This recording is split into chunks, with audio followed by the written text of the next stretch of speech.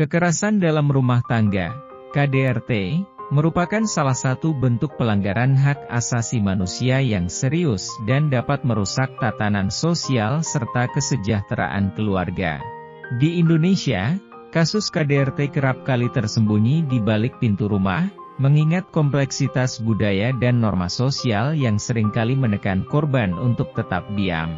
Namun, upaya penegakan hukum yang tegas telah menunjukkan komitmen pemerintah dalam memberantas KDRT di tengah masyarakat. Pada tanggal 13 Agustus 2024, Armor Toreador ditangkap oleh pihak kepolisian di sebuah hotel di kawasan Kemang, Jakarta Selatan. Penangkapan tersebut dilakukan setelah Armor dilaporkan telah melakukan kekerasan terhadap istrinya, Kat Intan Nabila, di rumah mereka di Desa Cikeas, Kecamatan Sukaraja, Kabupaten Bogor. Armor ditangkap bersama dengan 4 temannya yang berada di dalam kamar hotel pada saat itu. Armor berdalih bahwa kehadirannya di Jakarta adalah untuk urusan pekerjaan, meskipun alasan tersebut tidak membebaskannya dari tanggung jawab hukum atas tindakannya. Polisi menegaskan bahwa penangkapan ini dilakukan dengan kooperatif, dan tidak ada indikasi Armor berusaha melarikan diri. Setelah penangkapan, Polres Bogor secara resmi menetapkan Armor Toreador sebagai tersangka dalam kasus KDRT dan penganiayaan terhadap istrinya. Tersangka kemudian langsung ditahan oleh pihak berwenang. Kapolres Bogor, AKBP Rio Wahyu Anggoro, menekankan komitmen tegasnya untuk menindak seluruh pelaku KDRT di wilayah Kabupaten Bogor tanpa toleransi.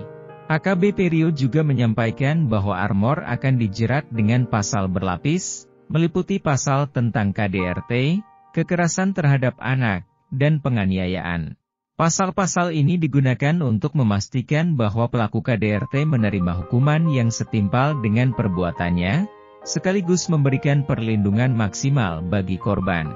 KDRT tidak hanya berdampak langsung pada korban, tetapi juga pada anak-anak yang menyaksikan atau menjadi korban kekerasan tersebut. Dalam kasus Armor Toreador, tindakan kekerasan yang dilakukannya berdampak pada anaknya yang masih bayi, yang ikut terkena dampak kekerasan tersebut. Hal ini menunjukkan betapa destruktifnya KDRT terhadap keluarga, terutama anak-anak yang berada dalam masa perkembangan kritis. Korban KDRT seringkali mengalami trauma fisik dan psikologis yang mendalam. Trauma ini bisa berdampak panjang, bahkan setelah kekerasan berhenti. Rasa takut, kecemasan, dan hilangnya rasa percaya diri adalah beberapa efek psikologis yang umum dialami korban. Selain itu, korban juga seringkali merasa terisolasi dan tidak berdaya untuk mencari bantuan karena tekanan sosial dan ekonomi. Anak-anak yang tumbuh dalam lingkungan KDRT rentan mengalami gangguan emosional dan perkembangan. Mereka dapat mengembangkan ketakutan yang mendalam, perilaku agresif, atau bahkan kecenderungan untuk mengulang siklus kekerasan di masa depan. Oleh karena itu, perlindungan terhadap anak dalam kasus KDRT menjadi sangat penting untuk memutus mata rantai kekerasan tersebut. Penegakan hukum yang tegas terhadap pelaku KDRT merupakan langkah penting dalam menciptakan masyarakat yang bebas dari kekerasan.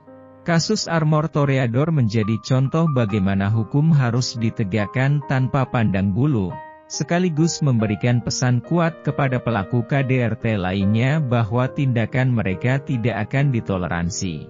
Pemerintah dan aparat penegak hukum harus memastikan bahwa korban KDRT mendapatkan perlindungan yang memadai dan akses terhadap bantuan hukum.